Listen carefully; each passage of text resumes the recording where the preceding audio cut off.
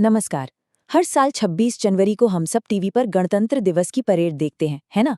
लेकिन क्या कभी सोचा है कि भारत के सबसे पहले गणतंत्र दिवस के पीछे दोस्ती और हिम्मत की एक ऐसी कहानी छिपी है जिसके बारे में बहुत कम लोग जानते हैं। आज हम उसी भूली हुई कहानी को फिर से याद करेंगे। तो चलिए शुरू करते हैं। सोचिए, गणतंत्र दिवस, मन में क्या तस्वीर आती है?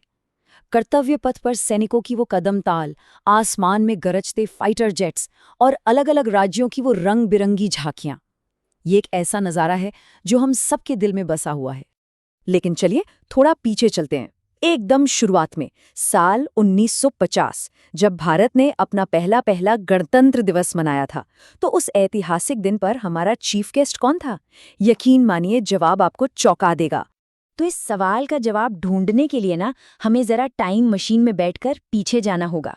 उस दौर में जब भारत एक बिल्कुल नए देश के तौर पर अपनी पहचान बना रहा था। ये सिर्फ कोई जश्न नहीं था, बल्कि एक नए युग की शुरुआत थी। तो ये 26 जनवरी 1950 की तारीख इतनी खास क्यों है? ये वो दिन था जब भारत को अपनी खुद की रूल बुक मिली, हमारा संविधान। मतलब इसी दिन से भारत सही मायनों में एक आजाद, अपने फैसले खुद लेने वाला देश बना, एक गणराज्य।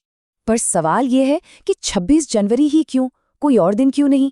इसके पीछे भी एक बड़ी दिलचस्प कहानी है। बात है 1930 की, जब इसी दिन भारतीय राष्ट्रीय कांग्रेस ने पूर्ण स्वराज यानी कंप्लीट इंडिपेंडेंस का ऐलान किया था। तो जब संविधान लागू करने का दिन आया, तो इस ऐतिहासिक दिन को चुनकर उस आज़ादी के सपने को हकीकत से जोड़ा गया। चलिए, अब वापस आते हैं हमारे मेन सवाल पर कि कौन था वो खास मेहमान हमारे पहले गणतंत्र दिवस पर? इसका जवाब एक दोस्ती की जबरदस्त कहानी में छुपा है। और वो मेहमान थे इंडोनेशिया के राष्ट्रपति सुकर्णो। अब आप सोच रहे होंगे, इंडोनेशिया क्यों? ये सिर्फ एक फॉर्मल इनविटेशन नहीं था, इसके पीछे एक बहुत गहरा मैसेज था। तो सुकर्णो ही क्यों? क्योंकि भारत और इंडोनेशिया की कहानी ना बिल्कुल एक जैसी थी। दोनों ने गुलामी की जंजीरों को तोड़ने के लिए लंबी लड़ाई लड़ी थी। हमारे प्रधानमंत्री नेहरू और राष्ट्रपति सुकर्णो के बीच गहरी दोस्ती थी, और भारत ने इंडोनेशिया की आज़ादी के लिए डच लोगों के खिलाफ खुलकर आवाज़ उठाई थी। आपको अंदाज़ा नहीं होगा, लेकिन उस वक्त इंडोनेशिया के हालात बहुत ही खराब थे। डच सेना लगातार हमले कर रही थी और इंडोनेशिया के बड़े बड़े नेता मानो पूरी दुनिया से कट गए थे, उनकी जान पर बनाई थी। और यहीं हमारी कहानी में एंट्री होती है एक असली भारतीय हीरो की। नाम था बीजू पटनायक, एक जांबाज पायलट जिन्होंने अपनी जान की परवाह किए बिना एक ऐसा मिशन हाथ में लिया जो लगभग नामुमकिन था।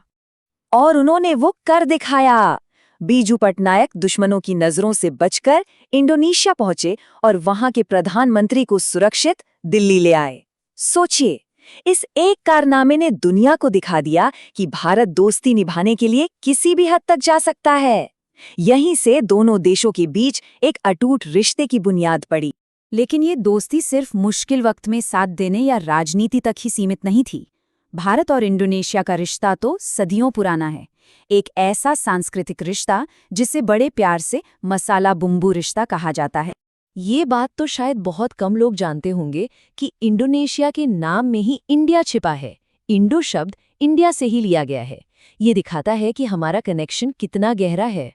और ये मसाला बुम्बू वाली बात भी बड़ी मज़ेदार है। देखिए, हिंदी में मसाला और इंडोनेशियन भाषा में बुम्बू का मतलब होता है स्पाइस यानी मसाले, लेकिन इंडोनेशियन में मसाला का एक और मतलब होता है प्रॉब्लम या समस्या। है ना कमाल? ये दिखाता है कि हमारी संस्कृतियां कितनी मिलती जुलती हैं और फिर भी कितनी अलग।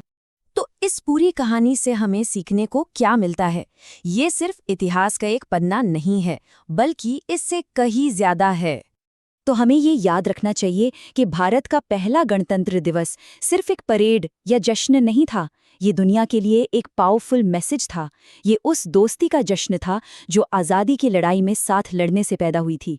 और सबसे ज़रूरी बात, ये कहानी सिखाती है कि इतिहास सिर्फ बड़ी बड़ी तारीखों से नहीं, बल्कि हिम्मत और दोस्ती के छोटे छोटे कदमों से भी बनता है। ये कहानी जानने के बाद मन में एक सवाल ज़रूर आता है, हमारे इतिहास में दोस्ती और दिलेरी की ऐसी और कितनी ही कहानियां छिपी होंगी जिनके बारे में हम जानते तक नहीं। अगर आपको भी इतिहास की ऐसी ही गहरी और रोचक कहानियों में दिलचस्पी है तो डीप डाइव को सब्सक्राइब करना मत भूलिएगा। हमारे साथ जुड़ने के लिए बहुत बहुत शुक्रिया।